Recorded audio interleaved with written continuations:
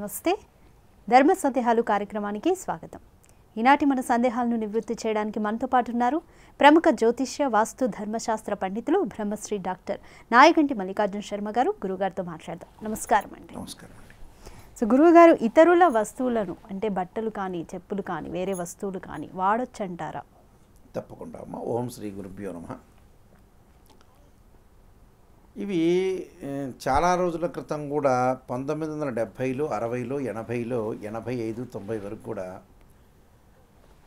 కుటుంబాలనేవి ఆర్థిక స్థితిగతులు అనేవి బాగలేనప్పుడు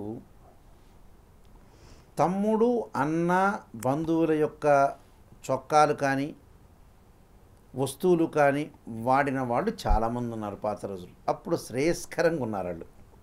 అంటే ఆప్యాయతగా ఉన్నారు, ఉమ్మడి కుటుంబాలు ఉన్నాయి, ఒకళ్ళ చీరలు ఇంకోళ్ళు కట్టుకున్నారు, అన్నదమ్ములు ఉన్నారు, అన్నదమ్ముల్లో ఒకళ్ళ చీర ఒకళ్ళు కట్టుకున్న వాళ్ళు ఉన్నారు, ఒకళ్ళ వస్త్రాన్ని ఒకళ్ళు ధరించిన వాళ్ళు ఉన్నారు, ఇంకోళ్ళు చుట్టాలవి కూడా బట్టలు లేకపోతే వీళ్ళు తొడుక్కున్న వ్యక్తులు కూడా ఉన్నారు. అప్పుడు హ్యాపీగా ఉన్నారు. 1970లో 80లో అందరూ ఇలాంటివి కట్టిన వాళ్ళే. ఒకళ్ళ చెప్పులు ఇంకోళ్ళు వేశారు, ఒకళ్ళ వస్త్రాన్ని ఇంకోళ్ళు కట్టారు.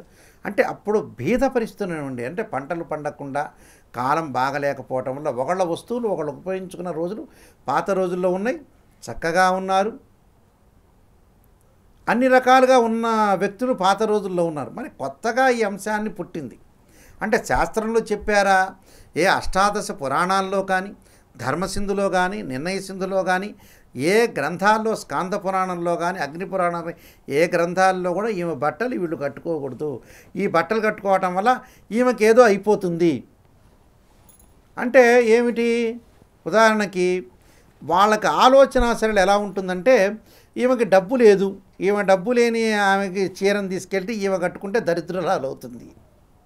ఈయన యొక్క బట్టలు, ఈ అబ్బాయి యొక్క బట్టలు కట్టుకుంటే ఈ అబ్బాయి చదవట్లేదు, ఈ బట్టలు కట్టుకుంటే నాకు కూడా చదువు రాదేమో అని ఒక ఆలోచన ఎక్కువగా పెరిగిపోతుంటుంది. అంటే అసలు నిజంగా నెగిటివ్ ఏర్పరచుకునేది వీళ్ళే.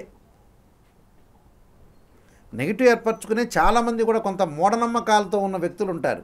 అలానే ముఖ్యమంత్రి గారి యొక్క బట్టలు కట్టుకుంటే ఇంకోళ్ళు ముఖ్యమంత్రి అవుతారా?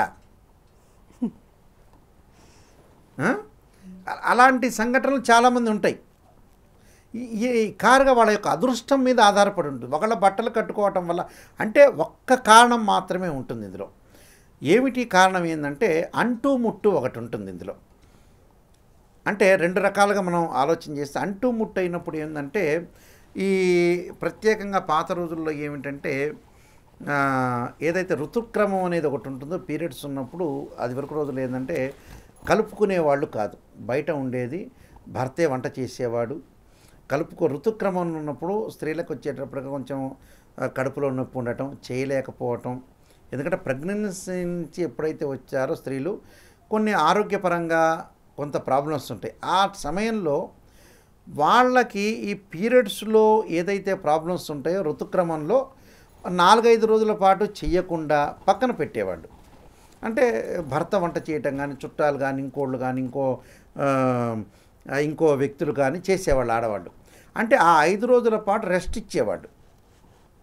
అంటే ఆదివారం ఆడవాళ్ళకు సెలవు అన్నట్టుగా అక్కడ ఏదో ఒకటి మగవాళ్ళకైనా ఆడవాళ్ళకైనా, ఇప్పుడు మగవాడికి ఆదివారం సెలవు ఉంటుంది, ఆడవాళ్ళకి సెలవు ఉండదు కదా, నిరంతరం దానిలోనే ఉంటారు, వంట చేయటం, జాబ్ చేయటం, పిల్లల్ని చూసుకోవడం. అంటే అతి కష్టం ఆడవాళ్ళకి నిజం చెప్పాలంటే. అయితే ఆ 5 రోజుల పాటు పాపం ఋతుక్రమం ఉన్నప్పుడు కొంత శరీరంలో ధర్మం మారిపోతుంది కాబట్టి కొంత ప్రత్యేకంగా 5 రోజుల పాటు చక్కగా వాళ్ళకు ఒక రెస్ట్ ఇవ్వడం చాలా మంచిది అది. అయితే అలాంటి విషయాల్లో కొన్ని బట్టలు ఉంటాయి. అంటే వాళ్ళు బట్టలు కానీ ఏదన్నా సరే కొంత ఆ బట్టలు బాగలేకపోతే అలాంటి బట్టలు మాత్రం కొంత కట్టుకోకూడదని కొంత చెప్పుకుంటారు ఆ విషయంలో. అయితే ఏంటంటే మంచి బట్టలు ఏవైతే ఉంటాయో కట్టుకోవచ్చు, దానిలో తప్పు లేదు. కానీ ఏవి మంచివి ఏవి చెడు ఆలోచన చేసి చేయాలి. ఇప్పుడు చెప్పులు ఉంటాయి, గాజులు ఉంటాయి, రకరకాల దిద్దులు ఉంటాయి, ఇలాంటివన్నీ పెట్టుకోవచ్చు. ఇప్పుడు బంగారం వస్తువు ఉంటే పెట్టుకోరా, ఇవ్వండి అని ఎగబడతారు. పెట్టుకున్నావు, నువ్వు వాడితే వాడావని. బంగారం వెండికి దోషం లేదుగా. అలా మిగతా బట్టలకు ఎందుకు దోషం వస్తుంది? కట్టుకోవచ్చు, కట్టుకోవటంలో ఏం తప్పు లేదు. వాళ్ళ అదృష్టం వాళ్ళ దగ్గరే ఉంటుంది, వీళ్ళ అదృష్టం వాళ్ళ దగ్గరే ఉంటుంది, అంతే. ఇప్పుడు ఒక ముఖ్యమంత్రి గారు ఉన్నారు, ఆయన యొక్క బట్టలు నేను కట్టుకుంటే ముఖ్యమంత్రి అవుతానా? నా అదృష్టం నాది, ఇంకో అదృష్టం అది, అంతే. ఆ అదృష్టం మీద ఆధారపడ వాళ్ళ యొక్క జాతకం మీద, వాళ్ళ యొక్క జీవితంలో అదృష్టం మీద ఆధారపడి ఉంటుంది. అంతేగాని ప్రతి వాళ్ళ యొక్క అదృష్టం మీద ఆధారపడి అంటే కట్టుకోవచ్చు, కానీ కొద్దిగా మైలబడిన బట్టలు కానీ, కొంత పీరియడ్స్లో ఉన్న ఏదైతే దోషం అనేది ఉంటుందో అలాంటి కొన్ని వస్త్రాలు అనేవి కొంతమంది కట్టుకోరు. అదొక ఆలోచన. అయితే ఏంటంటే మిగతా బట్టలన్నీ కూడా కట్టుకోవచ్చు, ఎవరి అదృష్టం వాళ్ళదే ఉంటుంది.